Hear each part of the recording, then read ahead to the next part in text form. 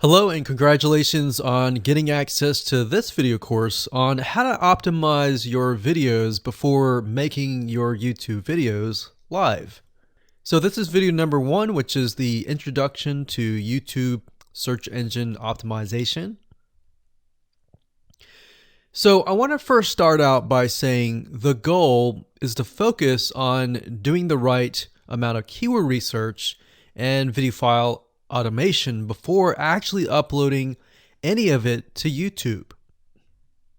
So essentially this is all about what most people forget about doing before making their YouTube video live. Because if you think about it, most people think about, okay, what do I do after I upload this video? They don't really think about what they have to do before making it live. So this is not about what you can do afterwards, as that is a totally different focus, but rather before. So besides simple optimization, you really need to know that YouTube ranks the videos that people watch the longest. Meaning, let's say for example that we have a 10-minute video. YouTube looks at that video.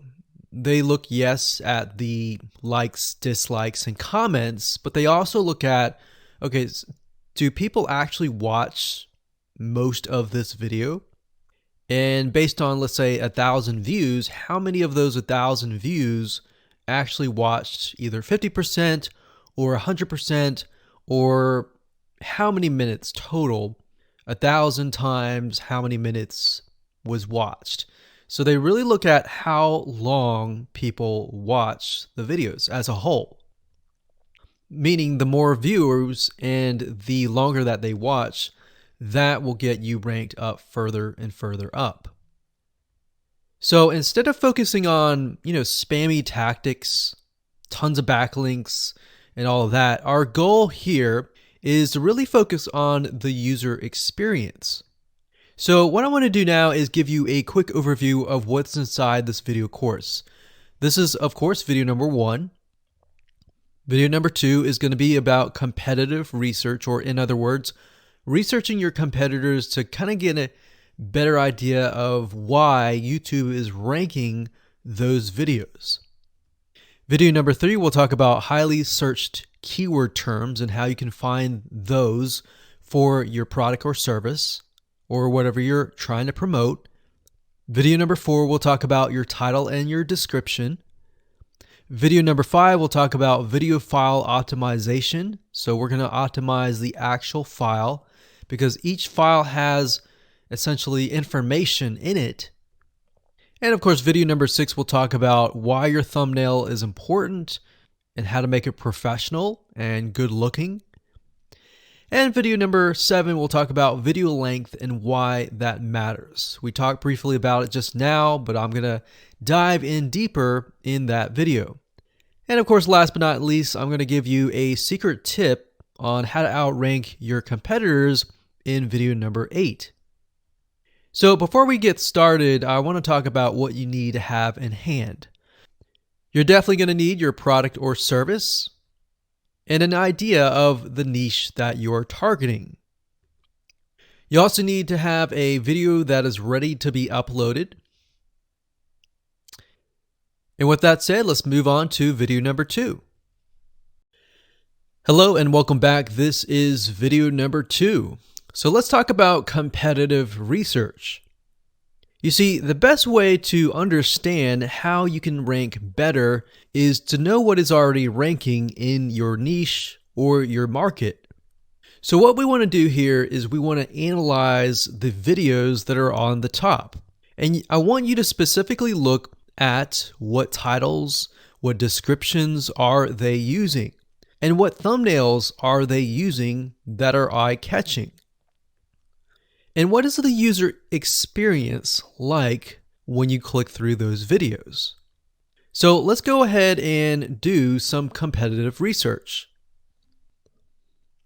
So for the sake of making sure that we find YouTube videos that actually relate to promoting a product, what I want to do now is just to pick a product out of the blue and let's take a look at YouTube. So one product that I've been using for a while now, which has been really, really awesome, is called the Instant Pot. It's basically a pressure cooker that cooks food at a really fast rate. So what we're going to do is we're going to hop on over to youtube.com and we're going to type in Instant Pot and see what we get. So I'm not going to click enter just yet because I'm interested in getting an idea of what kind of potential keywords that we could rank on, or what potential videos that we can create. And we'll talk more about this in the next video. But for now, let's just do some basic keyword brainstorming and then, of course, do some competitive research. So Instant Pot, we got Instant Pot recipes, we got Instant Pot ribs, Instant Pot roast. So let's just click here and see what we get. Now we can see how to use Instant Pot has 316,000 views right here. Instant Pot chicken, top 6 easiest things to cook in your Instant Pot. Perfect for beginners. All right. So let's just take a look at the top 3. So let's go ahead and open those up. And let's analyze them. So the first one is this one here. And let's pause the video. We'll skip the ad. All right.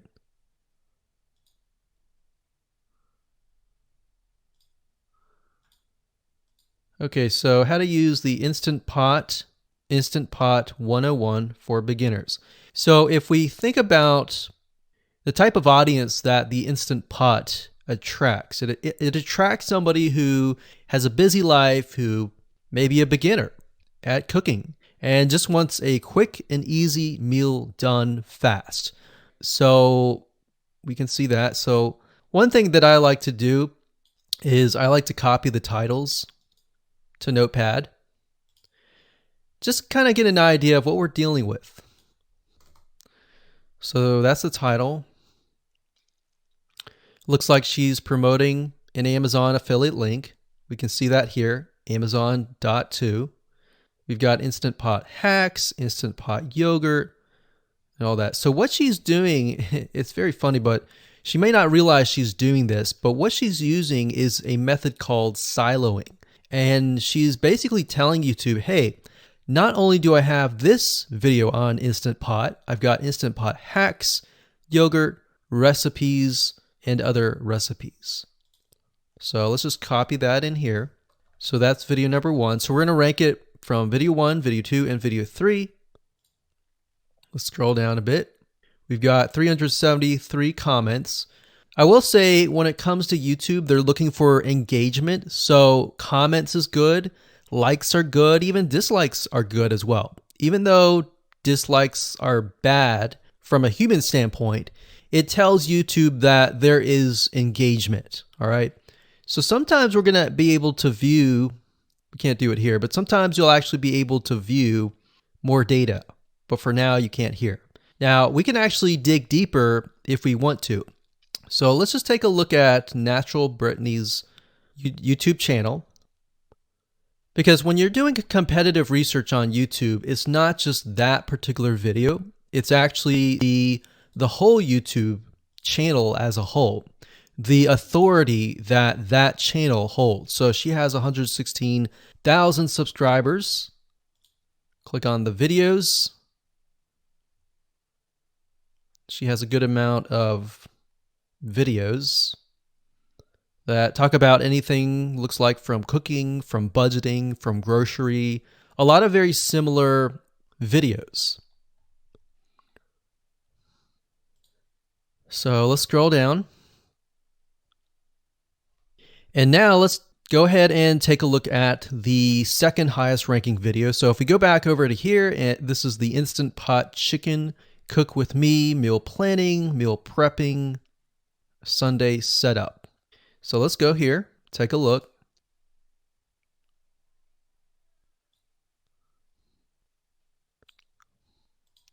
Okay, let's see here. So it's a 20-minute video, all right? And it has 658 likes, 5,000 views. If we take a look at this video here, this has 320,000 views and 7,000 likes. Now, notice how it says 13 minutes here, and notice how it says 20 minutes here. We'll go back to this later on. All right, so we'll talk more about why a certain amount of time of your video is important, why the timing is important. And why is it that this lady has only 5,000 views, whereas the other lady has 300,000, and this lady is ranked right below that lady? All right. So why is that important? And why does that correlate to the time? So we'll talk more about that later on. But for now, let's just do competitive research. We're not trying to figure things out right now, and go from there. So if we take a look at the description, it says cook with me as I try a new recipe with Instant Pot. So the description contains the keyword. Sunday setup. Looks like she's got some Amazon links. And if we think about Instant Pot, who could it be targeting? All right, so this lady calls out people who are trying to prep on Sunday. So if we can get an idea of who it's targeting mothers, it's targeting people who are busy, who maybe only have time on Sundays to set things up. And chicken is a common thing, so maybe she's getting a lot of clicks. We don't know exactly, but we know that the headline and the description work together and getting clicks. All right, back over here, this is the third one. So let's take a look at this one. So this one is 8 minutes, but it has a lot more views than those other two videos, but it's shorter. It's shorter, but it has longer amount of views, and it's third. It's got 11,000 likes and 633 dislikes. If we scroll down, we can see that it has more comments than the first one. So why is it that the first one is number one and this one is the third one and it has more views and more comments? Well, we don't know exactly why, but I have a hunch as to why that is, which we'll talk more about ranking and what Google and YouTube is looking for later down the road. So that's that. Let's just copy that title. And I'm going to go ahead and pause this video and we'll copy and paste that information to the notepad.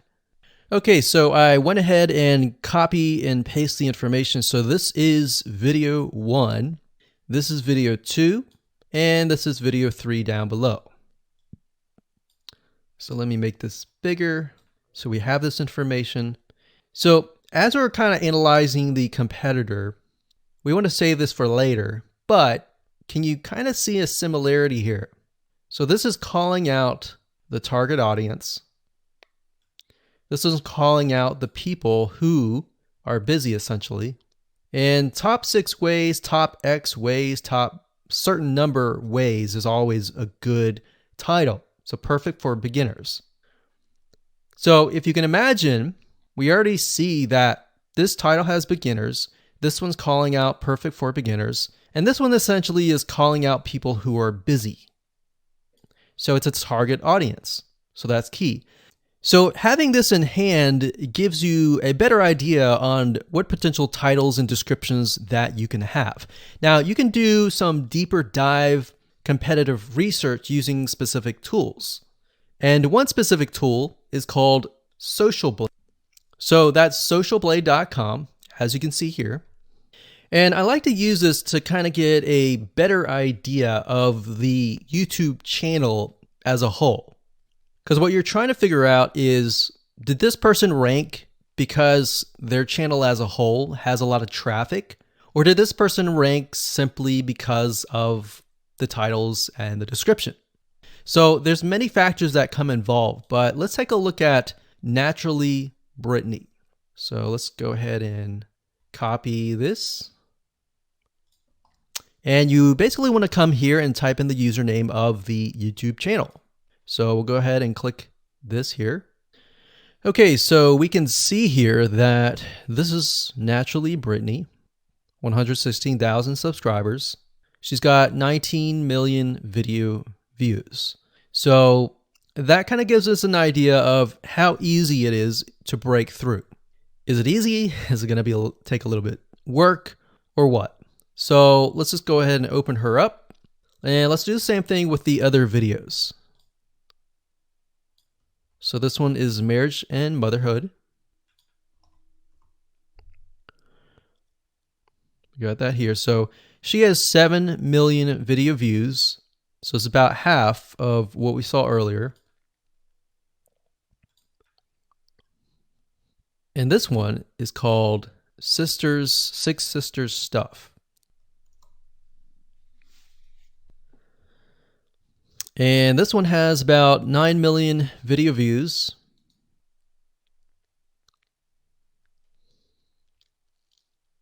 So right off the bat, we can see that if we were to rank on the keyword Instant Pot, it's going to take a lot to break through. But the way we can break through is by using essentially subcategories of that keyword. So Instant Pot recipes or Instant Pot chicken recipe, stuff like that. So we can see that each one of these has about 100 to 200,000 subscribers. So you're going to have to be competing against that. Now, obviously, if you have a good size YouTube channel, that will usually mean that you can break through fairly easily.